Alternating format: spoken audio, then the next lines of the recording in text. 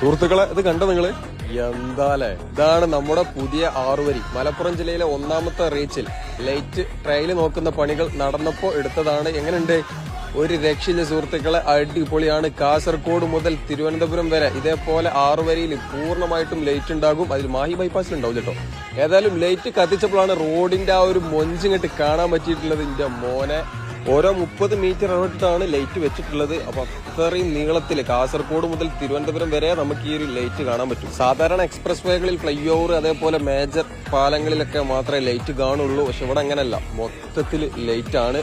സംഭവം ഏതായാലും സെറ്റ്, ഒരു രക്ഷയില്ല, അടിപൊളി വൈബാണ്. പിന്നെ ഇങ്ങനെയൊക്കെ റോട്ടിൽ പ്രകാശം പരത്തിയിട്ടും ഹൈ ബീം ഇട്ട് പോകുന്ന ഡ്രൈവർമാരുണ്ട്.